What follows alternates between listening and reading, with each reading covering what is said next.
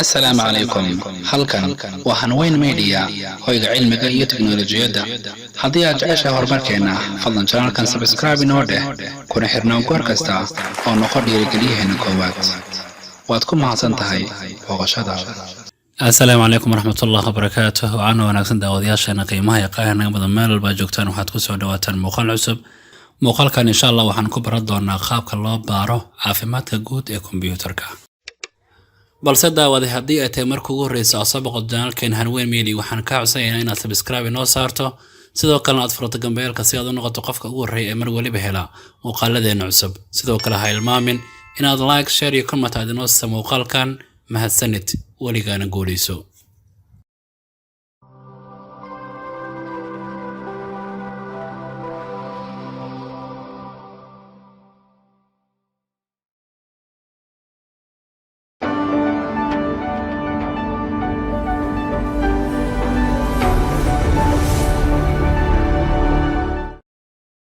soo dhaw markale daawade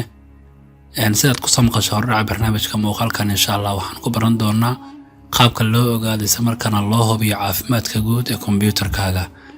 haddaba si aad u ogaato waxaad imaanaysaa qaybtan hoose halkan ay ku qoran tahay surgeonka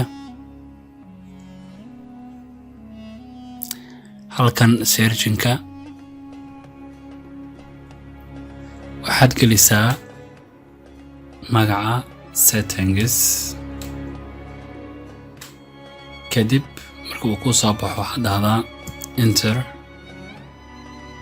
markuu ku keeno qaybtaana waxaad ka doorataa halkan hoose ku qoran tahay update and security halka guji oo ku dhufo kadib waxaad ka doorataa qaybtan ay ku qoran tahay windows security kadib waxaad imaataa qaybtan hoose ku qoran tahay device performance and health halka guji oo ku dhufo طبعا qaybtan loo yaqaan device performance and health waxay si joogto ah u baartaa kombiyuutarkaaga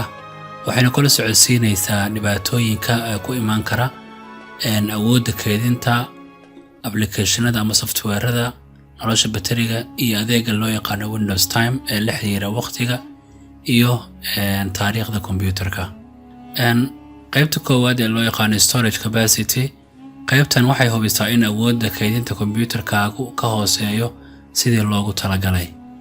qaybta labaad ee loo yaqaan battery life qaybtan waxay ku tilmaamaysaa wax kasta oo culays dheeri ah ku keenaya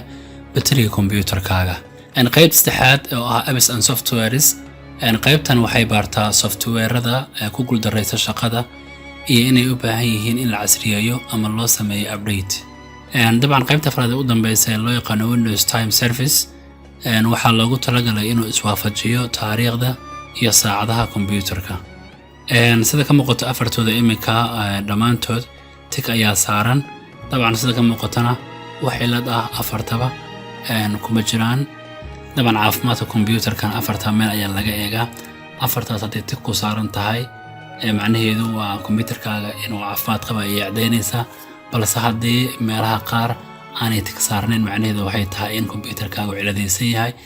markaana cilada waad fahantay meesha laga haysto kombiyuutarkaaga markaana waad xallin kartaa muuqaalka intaan ka bixin daawada haddii aad tahay saaxiibka cusub kanaalkeen waxaan ka codsanayaa inaad subscribe inoo saarto sidoo kalena muuqaalka aad like inoo siiso tan iyo muuqaalka inta kulmi doono